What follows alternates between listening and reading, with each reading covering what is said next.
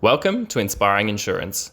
Our goal is to provide value to the insurance industry through real-life experiences from insurance professionals who have walked the walk. You can expect to hear story sharing, top tips, and practical advice to help you grow and succeed in your career. We hope you enjoy this episode's guest.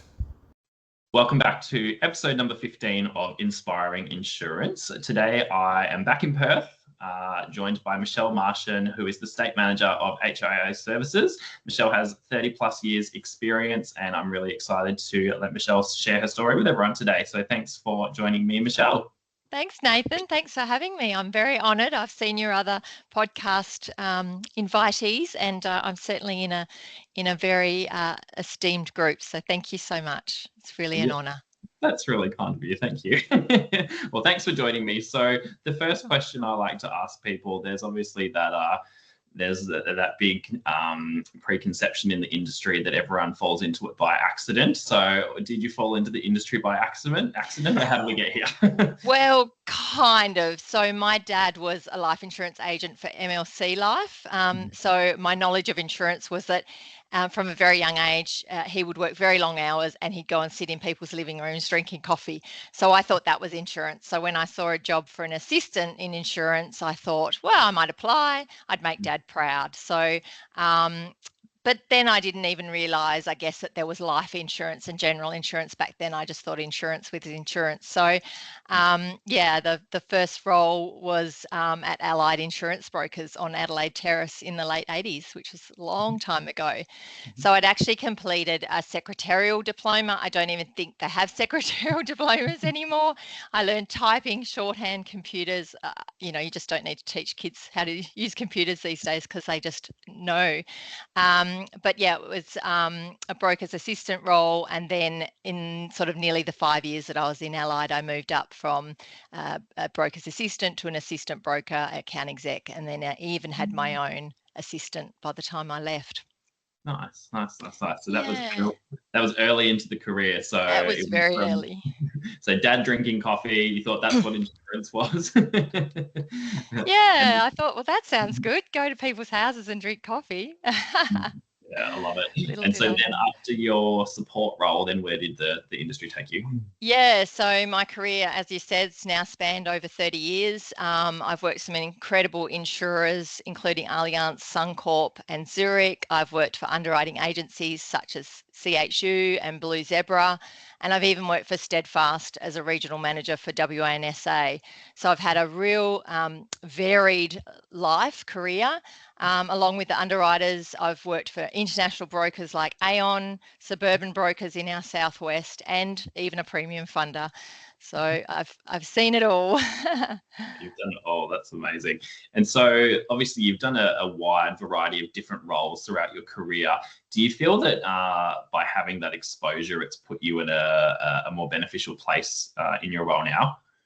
Yeah, I definitely think having roles in underwriting and claims and agencies, it really has taught me the strengths that I can bring to each role. So as a broker, being able to go out to a client and have a mindset of a risk manager's sort of head and think, oh, those things, that's not right there, or let's see if we can change that. It's brought a lot of experience from my underwriting world into my broking world. So I think it does help being a more well-rounded broker, knowing what the underwriters like to see when you present risks, for sure.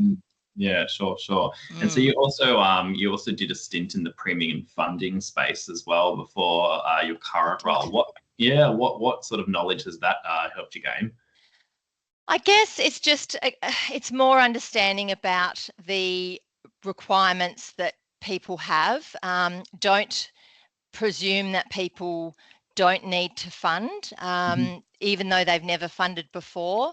Funding really can add value to a business where, they might be short on cash flow, and by funding in a particular year, it might just help them grow their business. It might put on another person that they wouldn't have otherwise been able to do. So probably just don't have a closed mindset about funding, particularly as a broker. Ask every client if they want it. They may never have had it before, but you just never know. Now might be the time they want to expand their business, and having that cash flow might just really help them with their business.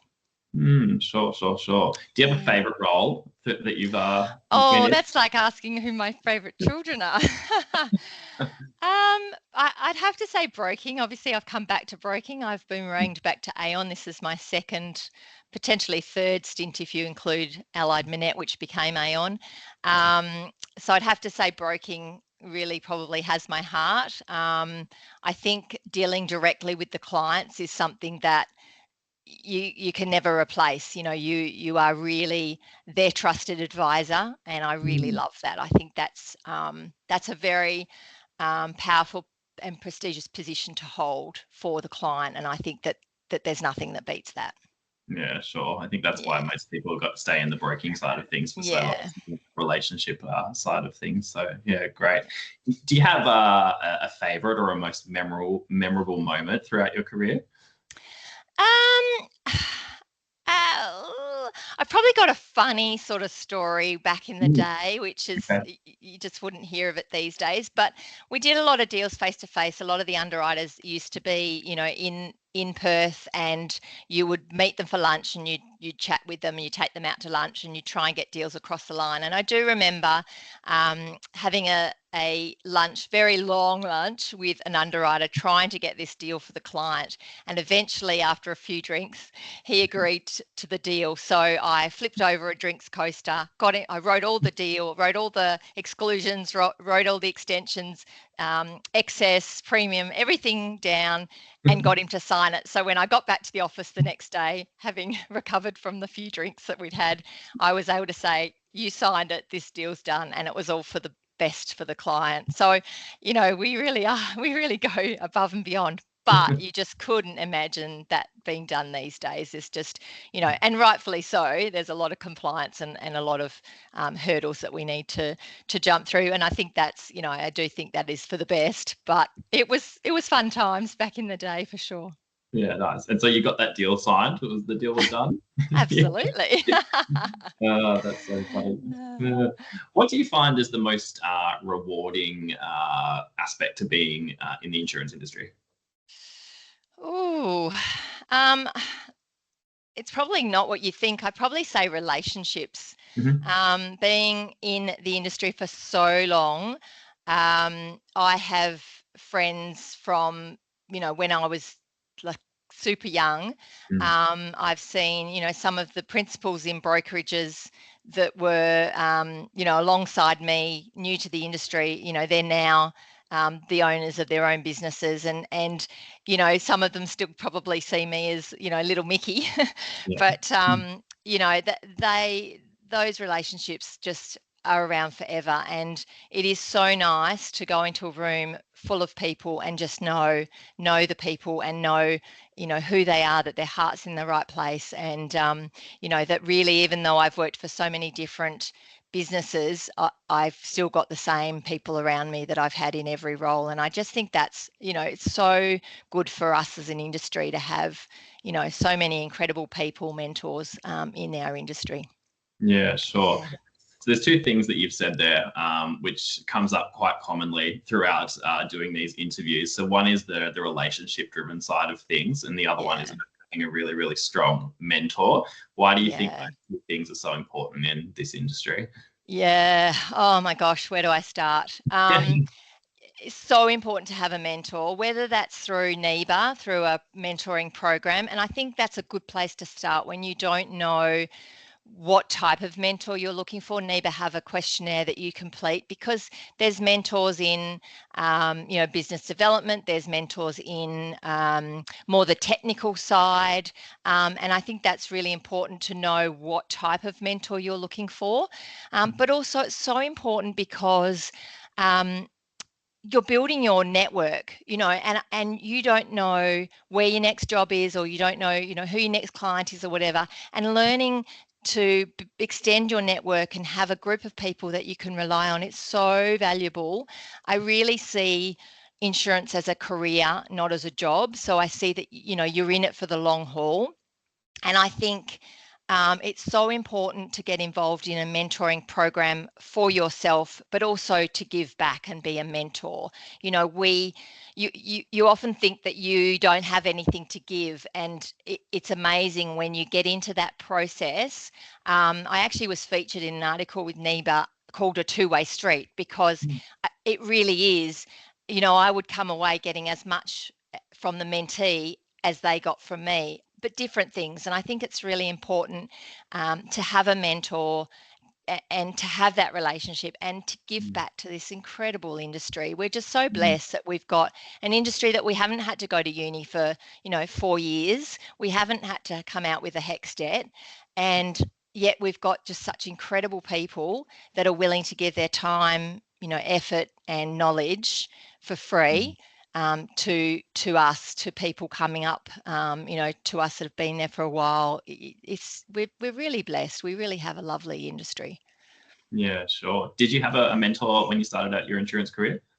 I did. I tended to go for initially, I started with people in the businesses that I was in, working for big international brokerages. It was easy to find mentors that weren't necessarily my direct manager, but I would find absolutely needed mentors. And even now I have mentors. I have a mentor who was a state manager in a underwriting agency, because I'm fairly new to the state manager role. You can always learn more, and I don't think you should ever not have a mentor. And I did the NEBA program as a mentor for many, many years. And I used to say, what am I going to teach this person? Like they're a senior account exec in an international brokerage. What am I going to teach them? And yet when we actually got down into it, there were things that I could teach them. There were things that they taught me. And I just think that, it's so incredible to have that, and not only to have the unstructured one, but the structured one, because as I said, you don't always know where your gaps are, and it's like the unconscious incompetent. You don't know what you don't know, so it's nice to start with something like that and then be like, wow, okay, that's opened up this door. Now I want to learn more about that. Okay, that's open, and it sort of takes you down a path, and I think it's really valuable. Sure. Yeah. Is there anything that you have learned along the way that you wish you knew at the very beginning? Is there a lesson that's been learned somewhere? I don't know that they're probably all the acronyms. When I first started, I remember there was ISR, and then there was all the brokerages were QBE, and they all seem to have, underwriters. They all seem to have 3-letter acronyms, and I just couldn't understand half of them. But you learn, and there's nothing that you can't learn. And I think you just have to just give yourself grace to learn. Trust yourself. It seems like a foreign language, but it's amazing how quickly you get into it. Yeah, sure. So I want to ask you something. So you're in a state manager position now. Something that comes up quite commonly in the industry at the moment, there's the big topic around the whole flexibility, working from home, collaboration. So talk to me about why you think collaboration in the workplace is really important, and then how do you think we can be managing the industry with allowing newcomers to work from home? Yes. Okay. Well, that's a great question. Not rehearsed question, but it's a great question, because I've actually come from 3.5 years of working from home. And now I'm working in an office 4 days a week. And I would absolutely say that you need both. I love the 1 day from home that I have. I have a 20-acre farm just over an hour south of Perth that I go to on a Thursday night and work from home on a Friday. But you really need contact with other people. You need that camaraderie.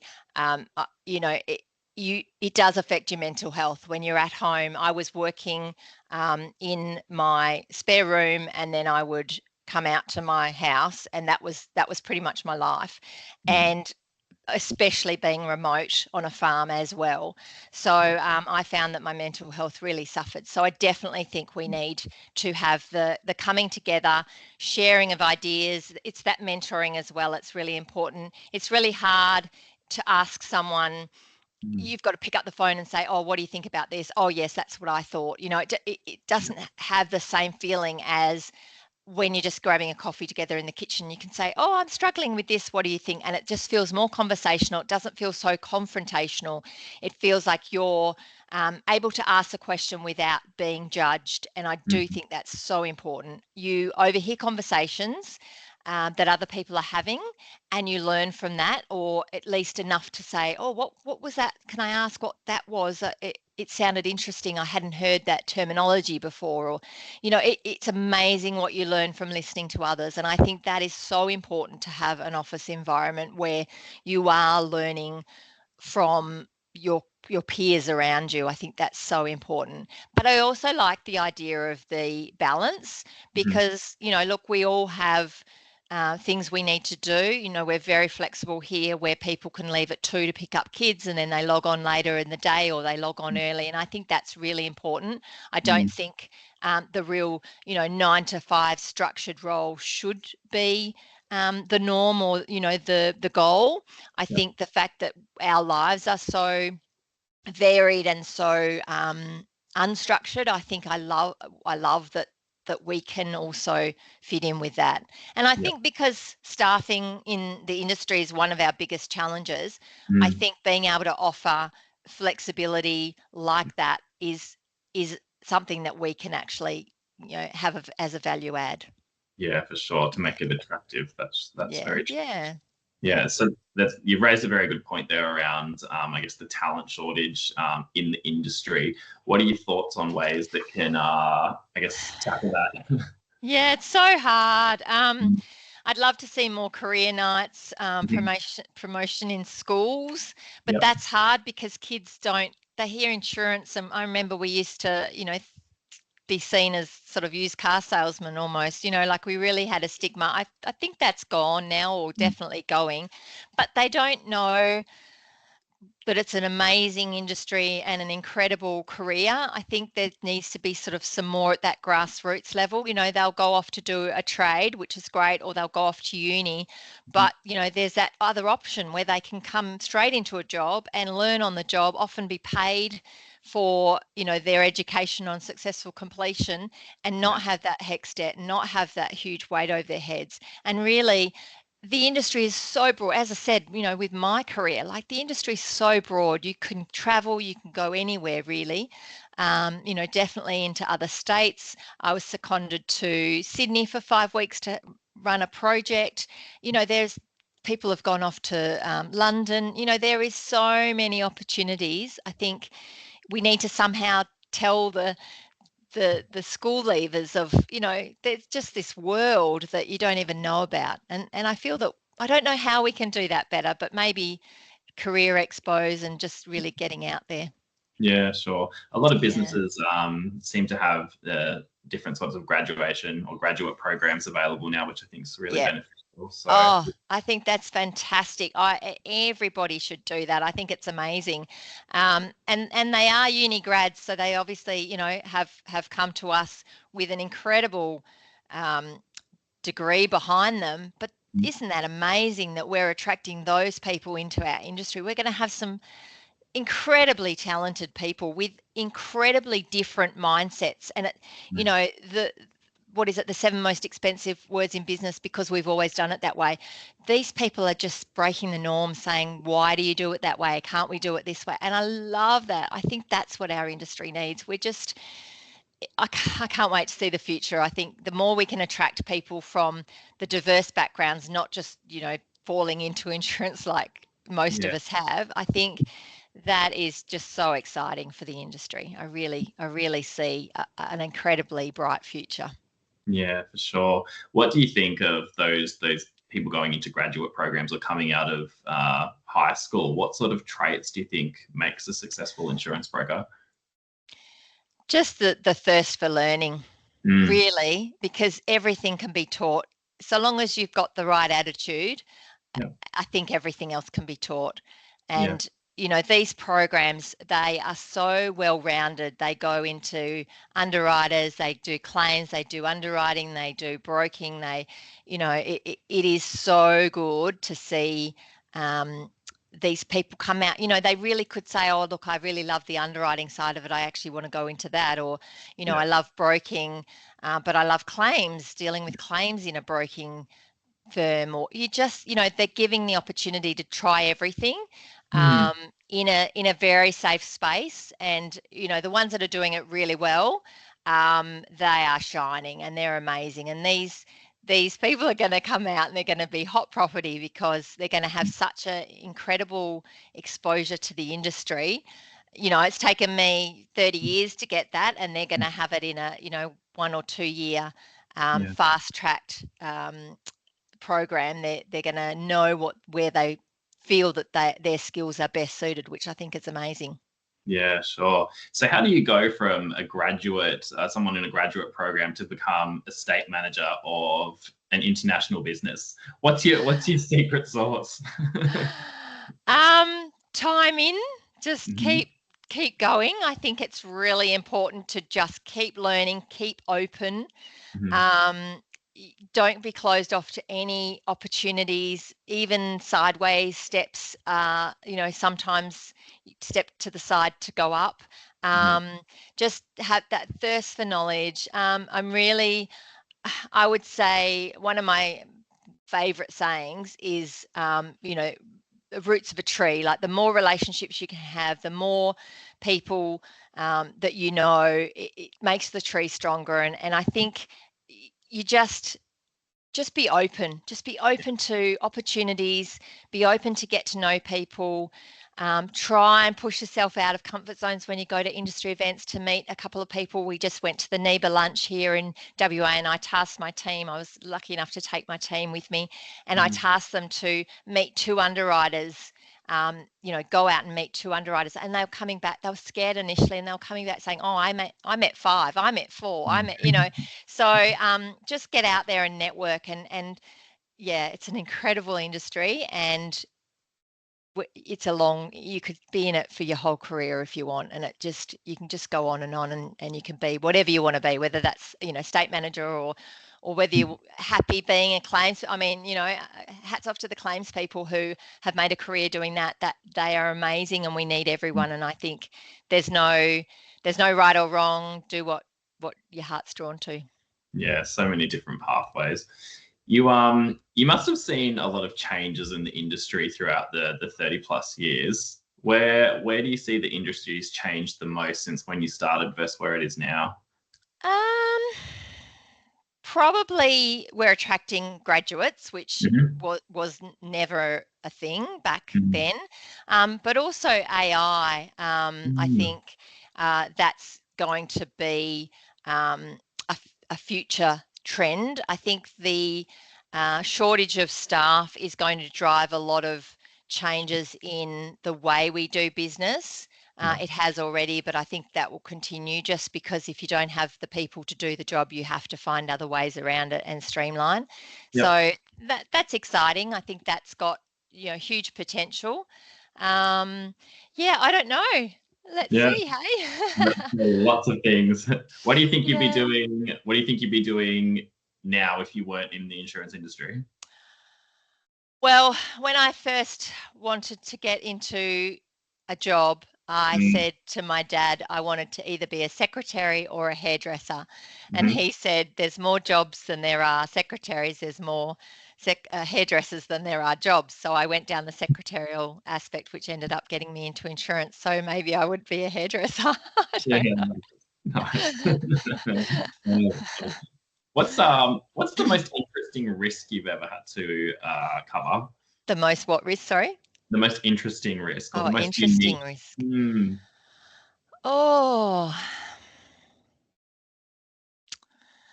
I don't know, potentially risk, but I guess the most interesting job was when I was remediating a book, and I'd turn up to a business and say, and is this insured? And they'd say, yes, you have that insured. And it'd turn out that it hadn't been insured. So we had to run around and get cover and those sorts of things. So that was probably a bit exciting. But risk, a recycling plant, that was really hard. And yeah, that was that's probably my hardest risk to place was Yeah. they're very messy. There's a lot of sort of debris. So that was a big issue. Yeah. Is there a step-by-step process that you would encourage people to take if they were unsure on where they could look for the insurance for the client? Definitely go to someone within the firm, Yeah. or if you do have a mentor, ask the questions. Ring Mhm. underwriters, ask them if it's something they are interested in. If not, ask them who they would recommend, because they often know. Yeah. If you're a Steadfast broker, go to Steadfast.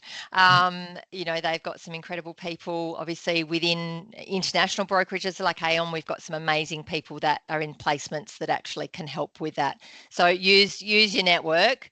That's a perfect example of where having a network so important, because there will potentially, it might even have to go out of London, and you might need you know, a bigger side of it, but there's usually you can place most things. Yeah. There's always ask questions. Yeah.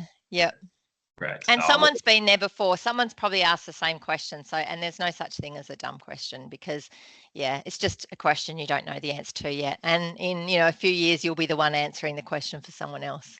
Yeah, good tip. Very good tip. Well, Michelle, thank you so much for being guest number 15 on our little here. Very, very exciting. This has been really, really good. There's definitely some value to be shared from this episode. So thank you so much. Can I just add one quote about mentoring?